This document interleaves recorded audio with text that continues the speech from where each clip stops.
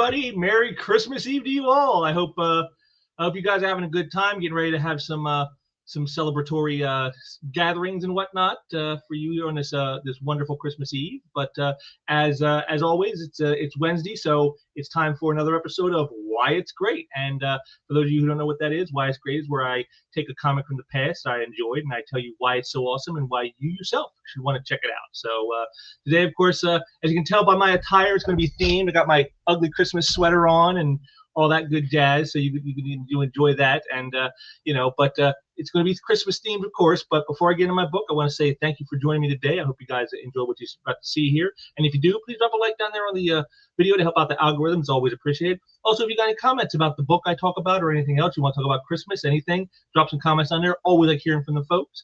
And be sure to share out some links so others can join in on the festivities here of the holiday, as it were. And and if you yourself haven't subscribed yet, make sure you do so you don't miss any of the content that I'm putting out around here. So again, with the shill out of the way, let's get into it.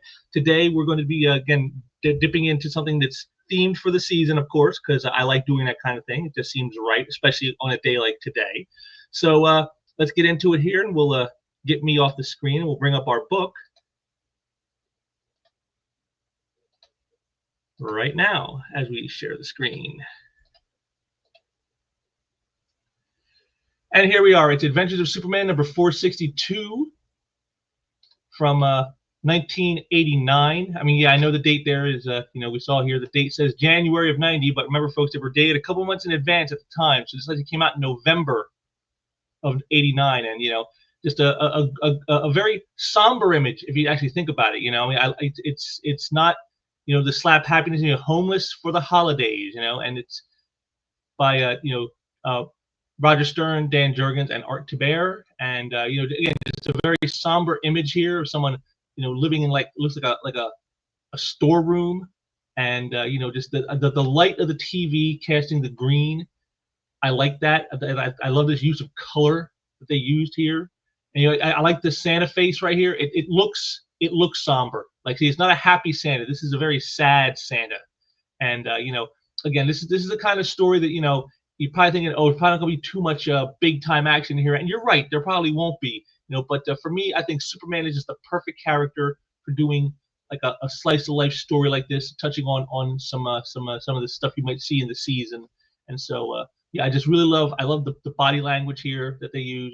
Again, Jurgens, it's no wonder why he's one of the premier Superman artists of the era. He's one of the best there is. And inked by Thibert. I mean, I always thought they were like the best team. The best inker for Jurgens is Thibert. That's just my opinion. You guys might have a different one, but again, I just love this. The feeling of it's claustrophobic and it's sad, and it really hits you up for what you're about to see here. So let's get on into it.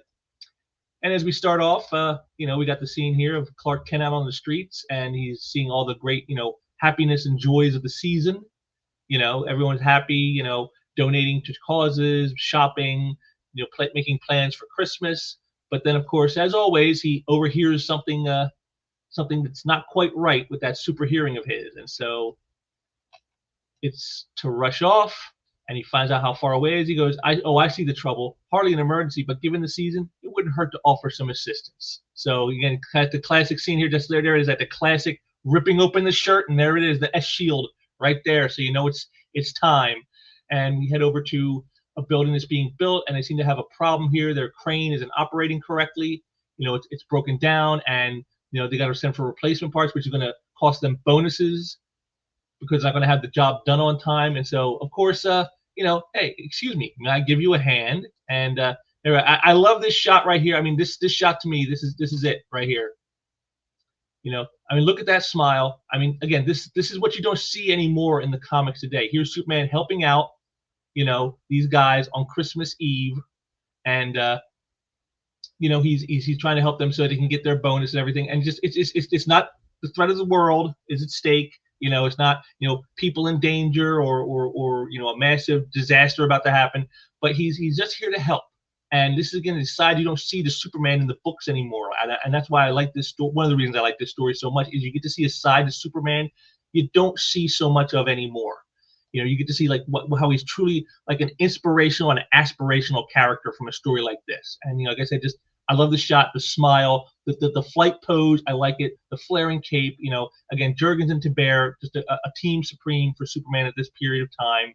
You know, and so let's get on into it. And so he helps them set things up so that they can get it done. You know, I love that they're making jokes about it. You know, like, you know, what's the union going to say about this? He goes, "We're supposed to work with steel, ain't we?" And he's the man of steel, right? You know, I just love that. And you know, I always wonder about these things. Like look at the detail in this guy's face. And I've always wondered sometimes. You know, I know creators have this thing where sometimes they'll bring in, like, you know, draw someone they know personally in their life and like make them a character in the book. I mean, not with their name or anything, but just with their likeness. And I always wonder, like, when you see a shot like this, it's just so clearly defined. Is this a hint that like this is somebody Dan Jurgens knows and is like, this is like a, you know, like his mailman or, you know, or his neighbor or something, and so he just says, hey, let me just draw him into the book. And you know, I've always wondered that kind of thing. But Superman helps them get the job done, you know, and they thank him for it, you know, and they put up a tree for the holiday, and they ask him to stay, but of course he says, I can't. You know, I got, you know, I've got other commitments. And he goes, not surprising, a busy guy like you, you know. So they, you know, off he goes. He goes, that felt good, you know, but it's seriously cutting into my morning. I better retrieve my coat and hat from where I left them and step on it. So he's like in a rush. But like, again, just look at these poses that Jurgens does, the carefreeness right here in this shot. Just the angle, you know, the arcing angle of the back, like a backflip while he's flying. It's just, you know, it just shows you like the nuance in Superman of, like, you know, he's got all this power, but yet he's almost like a kid in some ways, you know, and he's a kid about it. And this is kind of what you see here. Again, it's just something you don't see anymore. It's all, everything's always so serious and so dour and so, you know, down in the mouth. And you know, but here it is. It's Christmas time, and he's just like a kid at Christmas. And you know, I got this great shoot from swooping from the buildings, heads over to the planet, and he goes, it wouldn't do to be late for my last day at the planet, because if you've been reading the book at the time, he was getting ready to take a new job, and it was going to take him away from the planet. And he goes, you know, but it's going to be hard. He goes, the people here have become like a second family to me. Perry, Jimmy Olsen, even Cat Grant in her own particular way. So he's got, like, you know, sentimentality going on now, a little bit of sentimental feelings about how he's leaving the Daily Planet for a new job. And so I like this here. You can see this here. He comes rushing down this. I love this whole thing of like the changing at super speed, so he can be, by the time he gets down to the bottom, he's already, you know, in his Clark Kent gear. I just love that. That's like a fun moment right here. Again, see, these are fun things you don't see in the books anymore. So he comes into the room and he's like, "Hey, everybody," and you know, this, you know, no real response. He goes, "Why are they all giving me the cold shoulder? Because I'm leaving? I wouldn't have thought." And then, you know, then here's Lois. He goes, "Oh, Lois, new hairstyle." He goes, this is for you. And then it's like, "Hey, this is an empty box." He goes, "Well, you are cleaning out your desk, aren't you? Excuse me." And some of us still have work to do. Just wow, just totally boom. I mean, you could freeze a side of beef with that cold shoulder right there. Oh my goodness. You know, and of course, don't forget, this is at the time when she still doesn't know yet that he's Superman.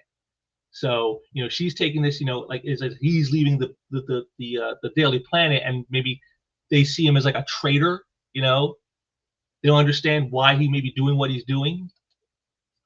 And then, of course, we cut to a scene now to get some action here. We cut to a hidden research center in the mountains owned by LexCorp, and here we see Lex being tortured by Brainiac. And you know, in earlier issues, he was trying to use Brainiac against Superman, and now, of course, the tables have turned. Now Brainiac is using his power against Lex Luthor. You know, and we can see here that, you know, he's telling me, you go ahead, you know, you can gloat what you can. My disappearance will not go unnoticed. And he goes, you know, but you forget, Lex, I control everything now, and I can make a computer generated image of you that most people will believe. You know, and I'm beaming it right now to your offices in Metropolis, and here it is. He's telling me, you know, he's to spend the next month in the islands. You know, everyone gets a bonus this year. Seeing readings for all. You know, just like playing it off like no one knows what's really going on. And again, this is what I like about Tiber, is like, look at this hand, and right here on the chest, the body hair. You know, that's something, again, most artists, when they're drawing this stuff, they don't think about little details like that. But I've always liked how Tiber always made sure to get that little bit of, you know, on close-ups at least, you know, get in some of that body hair so that you know that these are human beings, you know. But yeah, just a little side note here. Here's a little little subplot cooking for future issues, and so we can get a little bit of like superhero style action in here, with Brainiac using his power on Lex. Then we cut back to the planet, and you see, Kent's cleaning out his desk, and it's, because I fought a lot of deadlines in this room, but I wasn't alone in that. There were plenty of good times too, a lot of good people, and so he's trying to, have some feelings of again, the sentimentality of the season, and his feelings of leaving, and they just keep brushing him off, so much for camaraderie, and so then he gets called into the office by Perry, and he goes, the editor's job at news time is plum. I won't deny that. The planet has nothing to match the challenges you'll find there, and probably won't until I retire. And he tells him how being an editor is a lot different than being a reporter. He goes, I was where you are once. I gave up reporting to sit behind a desk. I've never forgotten what it was like to chase down a story, and not a day has passed that I haven't missed it. So, he's got this whole thing of like he's trying to impart some wisdom to him, I guess, before he heads off. And so he tells him, you're a good newspaperman, and if you ever, change your instincts come back, and you want to come back to doing that kind of work, don't ever go to a competitor. Come to me first. He goes, and if you ever come to your senses, and you come to me first. He goes, that's shooting. And then, of course, it was all a ruse. It was all a ruse, folks. In that case, I think these people have something to say, and it's like, there it is. It was all a ruse. They're all just playing on him to make him think that they didn't care, that that his leaving was hurting them somehow, but they're actually very happy for him. The cold shoulder treatment, side treatment, it was all a put on. He goes, what else? He goes, I'm going to miss you, Clark. You're the best competitor a reporter ever had. And of course, then Cat Grant coming in with a little more than Lois is. And I love this right here. Look at her in the back with that look. Look at that look in the back. That's like the claws are getting sharpened right there, folks. We're about to see some cat fighting going on in a few minutes here. Get a little eggnog in, and it'll probably be a cat fight. But then, he's, just sharing some moments with some people. Again, here's another scene like this with this guy here. I mean, it's a one-off joke because he says, you've never said more than 2 words to me in a row. I feel honored because you told him I'm going to miss you. That's 3 words. And then so he talks to him, like choking up. Bye, and it's like, goodbye, Merry Christmas. Wait, I wonder, is this somebody that like Jurgens knows, and so he made him a character in the book? Again, this is just the fun stuff that you don't see anymore. And Jimmy Olsen shows up after he'd been out, from the job for a while because of some stuff that happened in his life. He's back in the health, back in his good health there, and he tells him, this place ain't gonna be the same without you. And Jimmy's right. Alice organized this party, but all of us wanted you to know that and again, she just can't get it out. We all know how she feels, but she just can't quite get it out. And so they're all like kind of like melancholy about his leaving now. He walks off. He goes, they're not making it easy to say goodbye. So much of my adult life is tied up here. Even these halls seem like old friends, and he walks by the very first story that Lois ever wrote about Superman, and then I like this right here. He goes, I've lost track how many times I've changed into Superman working clothes in this storeroom. It's hard not to feel nostalgic over, and then of course he hears something. His super hearing catches it, so it's faint, and he uses some X-ray vision, and he finds out, oh, this is Alice, the one who set up the party. Well, what's going on? Why is she in a storeroom crying? And so he goes in, tries to find out what's wrong, and we can see here, she's got a sleeping bag there, and it turns out, he goes, I'm sorry, I don't mean to pry, but are you ill? That sleeping bag. He goes, no, well, what's the use? I live here.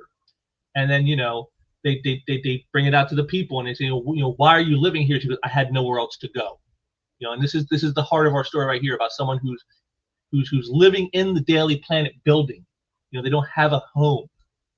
And then we get, Alice's sad story is, she lived with her mother, but her mother had her when she was like about 40, so she was late in having her, and so she was elderly already, and then she passed away, and bills, medical bills, and funeral expenses, all that kind of stuff came in, and all she had going for her was the job, which was barely keeping it afloat, and then the landlord decided to convert the building to condos, and when she couldn't pay the extra cost that would be involved in her staying there. He evicted her, and she ended up on the street. And so she tells me, they got a room at the YMCA. I tried for other places, but the rent is so high in Metropolis. All the rental agents wanted 3 months security deposit plus the first month's rent and in advance. I couldn't afford that. You got to check some out of town listings, but I couldn't afford the rent and the cost to commute. So, I couldn't stay at the Y forever. And, I didn't want to go to any shelters. So I just started hanging out in the Planet. And I just sort of set up in storerooms, moving around, so I wouldn't. How did you not be noticed? And he goes, I was the all-purpose intern. I had keys to most offices. I cooked in the kitchenette, showered in the company health club, slept in the storerooms. Mostly, though, I worked night shift as well as days. It kept my mind off things. And look at this. There's Perry even. I look at that look on his face as he comes to this realization. He's like, you're always here, no matter how early I came in. I used to kid you about asking if you lived here. You smiled and told me you had a cot in the storeroom, and I thought you were joking. And so it's like this realization is being dawned on them. It's like, again, it's like the kind of thing in real life. Someone says something, you see something maybe doesn't seem quite right, and you ask them about it, and they say something that sounds almost ridiculous. But then you come to find out later, oh my God, there was more truth in that than I ever thought there would be. And it's a shocking thing. And I just love the emotion in this scene. Like the close up of her eyes right here as she's tearing up. The shot here of her face hanging down with the heavy shadow. The concern on Perry's face when he realizes how he had actually guessed what was going on, and he just thought it was a joke. He didn't take it seriously. So they talk to her some more about what they're going to do about they want to help her. You have nothing to be ashamed of. You did nothing wrong. A lot of people have had that happen to you. Lois says because she's been being an army brat. She's seen army widows struggle with this kind of thing, and Clark saying, hey, you should have said something. If I'd have offered to help you if I'd have known, and then we all would have helped. That's nice, but he goes, no buts. You've been struggling for too long. I won't allow you to spend another Christmas in some storeroom. So he calls down and he tells him to hold off on the front page because in fact it's time to remind the whole city what this season is about. And so he right here, the special editorial right here, the giving season, and this is where we get some cool stuff here. Where like it's all done with Perry's words here, and I'm going to read some of these, but he goes for a few weeks every December we seem to go a little crazy, or perhaps it's the rest of the year when we're crazy. And this is the season when we regain our sanity. Whatever the case, as we act as if we've suddenly found something good in all of us. We want to laugh and sing and celebrate our wonderful discovery. Then comes the first of the year, the celebrations abruptly end, and we go back to grousing about our jobs and our taxes and what a rotten deal we've got. But he tells them how we don't have to let that be the case. And he goes, just look around, and you'll see, there are others who are huddled in doorways over grates, using copies of this paper to keep them warm. These unfortunates are brothers and sisters. We all too often look away as they pass. He goes, it's time we stop doing that. You got to reach out to people. He goes, maybe he's not a worthless bum. Maybe he just had a run of bad luck. But we'll never know unless we make an effort to find out. And again, you got the scene here of a guy who's reading the paper, and he, it touches him, and so he decides to show a little Christmas cheer. And you're going to see this throughout these pages. Here's one while he continues on. So Superman comes in and he finds a mother and their child who are homeless, and he comes in and tries to help out there. He goes, by now a lot of you are probably throwing up your hands in despair. I'm not Superman, you cry. What can I do? The answer is simply whatever you can. And again, just the great posing here by Jurgens. I mean, again, with the capes in his hand, it's almost like I just love that look of the cape when he's holding it as he comes down. Just beautiful stuff. And again, I love all this with all the snowflakes. You saw that in the previous page, and here, I mean, this is something that, again, this is a lot of work, making sure to put in all those snowflakes. Something else you don't think about too much. But so he takes them to a shelter where the staff of the Bugle is waiting to help them. I mean, the Planet is waiting to help them, and You know, he tells them how you can donate to good causes, you can give money, you can give your time, you can give, you know, food just to help out. You know, your donation of food can help give homeless people the strength to go on another day. You know, and you know, this might all be seeming like a little very PSA type thing, and it kind of is. But what it is I like this because they do address some of the other aspects of this. He goes, some of our homeless are tormented by mental problems. It will take extra effort to win their trust. Others cannot turn their backs on drugs or alcohol. For them, we may be able to offer a little more than our prayers. And again, just a great scene here of some guy just, you know, he just turns away. He doesn't want the help. You know, they want to help them, but they don't want the help. You can't force someone to accept your help. And I like that they brought this little facet in, because that's very much a true thing. If you know anything about the homeless problem, yes, there are people who've hit hard times. There are people who have issues that, you know, that were beyond their control, and that's why they're homeless. But there are some who just, they don't want the help. They just, this is what they want. They've decided this is how I want my life to be. And you can't help someone who doesn't want the help. And I like that they address that right here in these 4 panels. And again, just a very emotional moment in a very, you know, sentimental issue. And then, of course, Perry talks about how, like, we can also petition, you know, we can't just be us that does it. We could petition our governments, our city councils. You know, there are many ways that we can attack the problem. We can petition our city council to create, you know, investment for the construction of low and middle income housing, you know, all kinds of things like that. And, you know, we can donate time and labor to organizations such as Habitat for Humanity or the Baker Line Neighborhood Housing Service. But we must do something. And then so we cut back to a scene here with Alice. She's here with Perry's wife, and they're talking, you know, about, you know, she's thanking him for bringing her over for Christmas dinner. And then, you know, Perry says, you know, that he thinks he owes her for all that time that she spent in the planet, you know, doing all this work without even getting paid for it. So he goes, let me finish. I'm going to use that fact as a wedge to pry a living wage out of management for you so you can afford a decent place of your own. Until you do, you can stay here. And you see the reaction.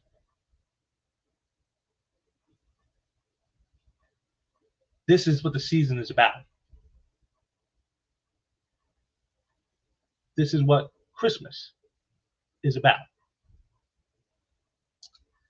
And so, of course, we head out and we go to Smallville, where we see Superman showing up at home. You know, little moment here with his mother, and then, you know, she goes, you know, we got a special surprise for you. And then, what's that? Oh, Lana Lang is here. You know, and you know, she had been hospitalized, but now she's back. You know, it didn't seem right for her to be alone at Christmas. You know, so that's why they invited her over. And, you know, they talk about, you know, how tough it can be, but that, you know, it's good to have people who care about you. You know, Lana says, I spent several Christmases alone after Aunt Helen passed on. They weren't much fun. You know, too many people never know the joy of the season. For some, it's all they can do to find food and shelter. You try to make things better, but it's a never-ending struggle, or as he would say, a never-ending battle. You know, and of course, again, that's why I think stories like this work so well with a character like Superman. You know, and you know, here he is. I'm so blessed. We all. And so he puts up a toast to family and good friends. But we all keep the fortitude to keep the spirit of sharing alive all the year. You know, and it's Merry Christmas, one and all. And I like that they threw a little season's greetings from the art, from the team of the book. That's a nice one with the nice little holly, you know, around the border there. That's nice. And that's nice. So again, a very sentimental issue. Again, it's not an action book. It's not one that's like filled with, like, you know, punch ups and dramatic scenes of danger. But, you know, it's, you know, you need stories like this once in a while, maybe to remind you of certain things about our world, about the place we have in it. And like I said, a character like Superman is perfectly set for this. Like, again, I like how it started out happy, and then it got kind of down, and then it ended happy. You know, like, even though they know that the problem is still there, you know, there's at least resolve to do something. There are at least people who are trying now to make it a little better. And that's really what the season is about. You know, it's about sharing and trying to bring a little happiness to people who some may not have very much to be happy about. And I like that they did this. Again, all the smiles, in this issue. You saw Superman smiling so many times, very carefree sometimes. And I like that aspect of the character. It makes him very inspirational. It's like something to aspire to. And, like I said, just you got those great moments, like with Art to Bear inking. I mean, look at this, the hand of the bum, got those little details in there. Look at that heavy beard that he put in there, the way he did that just beautiful stuff. Like I said, him and Jurgens were always a great team. Like I said, it feels like a PSA a little bit maybe, but I don't think Stern is too heavy-handed with it. And again, the fact they talk about the whole topic, not just like, hey, we could solve the problem if we just did X and it's all good. No, it's not going to be good. It's a problem that's multifaceted. It's one that's going to take a lot of effort from a lot of people on a lot of fronts, and in some cases, even that won't be enough. As you saw with the guy who didn't want the help. But but it shows how sometimes we don't pay attention to these things until they're hitting close to home, which is what the whole point of Alice is. It's like, they all knew these things were happening in the world, but it seemed far away. It seemed, too big a problem, so they didn't want to focus on it until it was right in their laps. And again, a very human thing. But again, and like I said, this scene right here is the very beginning, with Superman helping out, smiling as he does it. This is what you want. It's a really a feel-good story for the holidays. Even though that cover here doesn't let you know exactly what you're going to be getting on the inside. You think it's going to be a very down story, and then there are moments that are, but it's hopeful in the end. Even in the depths of homelessness, there can still be hope found, and that's something I think is really great. And again, for the time of season that it is, for what's going on right now in the world, we see this happening in our own world. How there's so many homeless people right now, and so I just thought, this is a perfect time to spotlight this story. One that I always enjoyed, that really resonated with me on a sentimental level, and hopefully it's done the same for you today, because like I said, of all days, this is the day. It's Christmas Eve. It's time for us to think about trying to bring some joy and light into the world in any ways that we can. And so I hope I've done that here with this spotlighting this book to you. Definitely check it out, Adventures of Superman number 462 from 1989. Great stuff. A lot of like I said, there's some heavy stuff in there, and maybe it gets a little touch preachy at the very end there, but overall, just it's well done, talking about a serious problem that we face in our real world. We don't always face alien invasions and guys with superpowers trying to take over our cities, but homelessness is a problem we all know exists around the world, and just to see them tackle such an issue with such care, really is a kind of a good thing, and I'm very glad to have brought this to you today. So.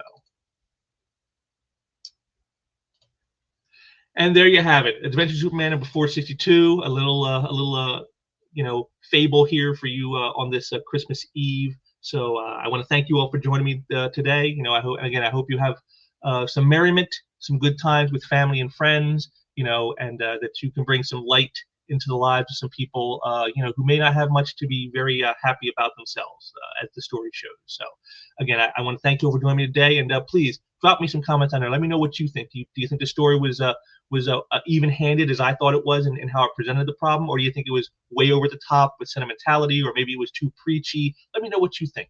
And I will be back soon with some more stuff. I will be taking probably the next couple days off before you see anything, because I'm trying, got to have a little Christmas cheer for myself with family and friends. So I will probably not be in the next couple days, but after that I will have something for you guys.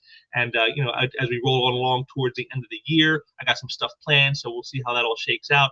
And I want to thank all you guys for joining me today, and just let you know to check out those links down below, give a like, share, subscribe, all the good stuff, and I will see you guys next time. And until then, take care and Merry Christmas.